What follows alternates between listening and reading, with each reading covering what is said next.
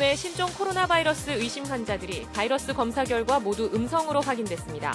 하지만 신종 코로나 확산 우려 탓에 대학 학사 일정이 차질을 빚고 있습니다. 강원도의회와 기초의회 의원들이 제21대 국회의원 선거에서 춘천시 분구와 의석수 9석 보장을 촉구했습니다. 강원랜드 채용비리 혐의로 1심에서 실형을 선고받은 염동열 의원이 무죄를 주장하며 총선 출마의 뜻을 밝혔습니다. 강릉 지역에 초대형 산림청 헬기가 배치돼 동해안 대형 산불 진화에 도움이 될 전망입니다. 여러분 안녕하십니까? 뉴스데스크 강원입니다. 도내 신종 코로나 바이러스 의심 환자들이 바이러스 검사 결과 모두 음성으로 판정받았습니다. 강원도는 12번째 확진자와 접촉한 사람과 중국 방문자 등 의심 환자로 분류된 원주 1명, 화천 2명에 대해 신종 코로나 바이러스 검사 결과 모두 음성으로 확인됐다고 밝혔습니다. 이로써 도내에서 확진 검사를 의뢰한 의심 환자 17명 모두 음성으로 판정됐고 확진자는 없습니다. 신종 코로나 바이러스가 확산하면서 대학교 학사 일정이 차질을 빚고 있습니다. 학위 수여식과 입학식이 줄줄이 취소됐고 신종 코로나 사태가 장기화할 경우 초중고등학교 개학 역시 미뤄질 가능성이 있습니다. 배현환 기자가 보도합니다. 강릉원주대학교 사회과학대학에 방역 작업이 실시됐습니다. 신종 코로나 바이러스 감염증 12번째 확진자와 접촉한 사람이 학교를 방문한 것이 확인되면서 대학 측이 조치에 나선 겁니다. 대학 측은 강도 높은 방역을 마쳤고 졸업식 등 대규모 행사를 치르지 않기로 결정했습니다. 대학 구성원은 물론 지역사회 전파를 차단하기 위해서 학위 수여식, 신입생 오리엔테이션, 입학식을 취소하였습니다. 코로나 바이러스 감염증이 확산하면서 도내 대학들이 학사 일정을 조절하는 등 대응에 나서고 있습니다. 강원대학교와 강릉 영동대학, 강원도립대학교가 졸업식과 입학식, 신입생 오리엔테이션 등을 모두 취소했거나 잠정 취소 결정했습니다. 단과대별로 졸업식을 치르는 가톨릭 관동대학교는 오는 10일까지 확산 여부를 지켜본 뒤 학사 일정을 결정할 계획입니다.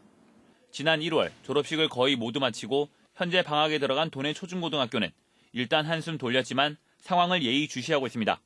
2023년도 3월 2일 개학에 대해서는 아직 논의하기는 좀 이른 것 같고요. 지금 상황은 아닌 것 같아요. 추이를 봐야 되는 거고 최소한 실제 수에는 나와야.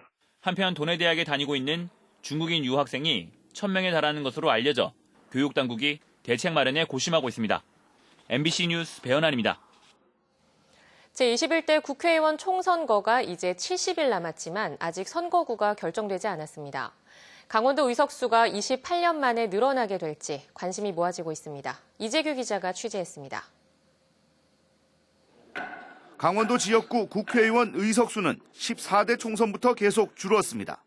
지난 1992년 14대 총선 당시 14석이었던 의석수는 15대 총선에서 13석으로 줄었습니다. 16대 때는 9석으로 줄더니 18대 총선에서는 8석까지 내려앉았습니다. 하지만 이번 총선에서 춘천 분구 가능성이 나오며 28년 만에 의석수가 늘어날 가능성을 높이고 있습니다. 여야 정치권 모두 춘천을 분구하는 데 의견이 같기 때문입니다. 하지만 춘천을 분구하더라도 도내 다른 지역구를 통폐합해 전체 의석수를 현행 8석으로 유지시킬 가능성도 배제할 수 없습니다. 도내 지방의회 의원들이 춘천 분구와 강원도 9석 보장을 요구하는 기자회견을 열었습니다.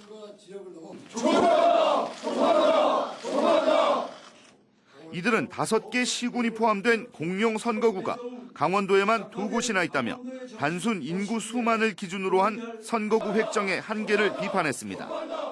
철원, 화천, 홍천 지역구를 보면은 서울의 10배 가까운 면적을 가지고 있고 또 저쪽에 태영평정도 8배 이상의 면적을 가지고 있거든요. 인구의 비례에 따라서 이렇게 국회의원을 배정하는 거 어떤 면적도 감안이 돼야 된다. 강원도의회와 도내 시군의회 대표단은 내일 더불어민주당과 자유한국당 사무총장을 만나 강원도 9석 보장을 다시 한번 요구할 계획입니다. 이달 26일부터 재외동포 선거인단 등록이 시작되는 만큼 그 이전에 국회가 의석수 기준을 마련할 가능성이 있지만 과거 이 기한을 넘긴 적도 있어 확정 시기는 여전히 알 수 없는 상태입니다. 춘천 분구를 포함해 도내 선거구가 어떻게 결정될지 후보뿐 아니라 유권자에게도 가장 큰 관심사입니다. MBC 뉴스 이재규입니다. 강원랜드 채용 비리 혐의로 1심에서 실형을 선고받은 염동열 의원이 총선 출마 뜻을 밝혔습니다. 염 의원의 출마 강행은 당내에서도 적지 않은 부담이 될 전망입니다. 황구선 기자입니다. 1심에서 의원직 상실형인 징역 1년을 선고받은 염동열 의원이 당내 공천 신청을 마치고 출마 의지를 밝혔습니다. 폐광 지역 자녀를 우선 고용하는 특별법에 따라 주민들의 강원랜드 채용을 도왔을 뿐 자신의 친인척을 추천하거나 사적 이익을 본 적이 없는데 유죄 판결은 정치적 탄압이라며 무죄를 주장했습니다. 폐광지 자녀들의 우선 고용 원칙에 국회의원으로서 최선을 다했습니다. 이번 총선을 통해서 폐광지의 자존심과 명예를 지키도록. 실제 염 의원이 유죄 판결을 받은 업무방해에 대한 당내 공천 신청 배제 조항은 없습니다. 공천 접수를 했을 경우에 거기에 해당하는 거냐 맞나를 판단하는 주체가 공천관리위원회입니다. 염 의원의 총선 출마 강행을 두고 자유한국당 내부에서도 불편한 기색을 보이고 있습니다. 재선 의원에다 인재 영입위원장을 맡은 염 의원의 출마를 당 차원에서도 이러지도 저러지도 못하는 부담으로 작용할 거라는 겁니다. 정의당 강원도당도 무죄 입증은 개인적인 문제라며 지금이라도 주민들에게 사과하고 총선 불출마를 선언할 것을 촉구했습니다. 이 염동열 의원님 같은 경우는 사과가 전혀 없는 게 가장 큰 문제라고 생각이 들고요. 제1야당이 자유한국당의 인재영입위원장을 하고 있는데 이 부분에 대해서도 굉장히 문제가 심각한 것 같아요. 염 의원의 출마가 법적 문제는 없더라도 높은 도덕성을 요구받는 국회의원으로서 사회적 흠결은 피할 수 없다는 여론도 적지 않습니다. MBC 뉴스 황구선입니다. 산불이 발생하면 진화 헬기가 불을 끄는 데 큰 역할을 하는데요. 많은 물을 담고 강풍에도 이동이 가능한 산림청 초대형 헬기가 강릉에 배치되면서 동해안 대형 산불 진화에 도움이 될 것으로 기대됩니다. 이용 기자가 보도합니다. 커다란 헬리콥터가 굉음을 내며 모습을 드러냅니다. 물대포를 쏘며 순식간에 많은 물을 쏟아붓습니다. 한 번에 8,000리터의 물을 실어 나를 수 있어 산불 진화 헬기 중 최고 성능을 자랑합니다. 물을 채우는데 불과 45초밖에 걸리지 않고 담수량은 기존 산불 진화 주력 헬기인 KA-32 기종의 2.5배입니다. 지난해 말 도내에 신규로 추가 도입된 미국 에릭슨사의 S-64 초대형 헬기로 가격은 한 대당 275억 원에 달합니다. 지난 2002년 국내에 처음 도입된 이후 산림청이 2대를 추가로 들여와 강릉과 원주에 배치했습니다. 짧은 시간에 많은 물을 운반하는 데다 초속 20m의 강풍에도 이동할 수 있어 동해안의 대형 산불 진화에 효과가 있을 것으로 기대됩니다. 동해안 지역의 산불 진화 역량을 집중하는 겁니다. 그래서 이번에 2대 새로 도입하는 초대형 헬기를 동해안 지역에 배치하고 특수 진화대 등 이런 정예 요원을 또 동해안 지역에 배치합니다. 이에 따라 전국의 산림청 초대형 헬기는 원주 2대와 강릉 1대 등 6대를 갖추게 됐습니다. 산림청은 전국에 배치된 초대형 헬기를 탄력적으로 운영해 산불 피해를 줄이겠다고 밝혔습니다. 또 오는 2022년에도 추경 예산에 반영된 초대형 헬기 1대를 강원도에 추가 배치할 계획이라고 덧붙였습니다.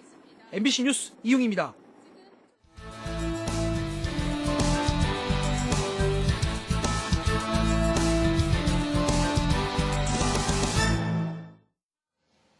신종 코로나 바이러스 감염 우려로 자진 휴업에 들어갔던 강릉 선크루즈 리조트가 내일부터 영업을 재개합니다.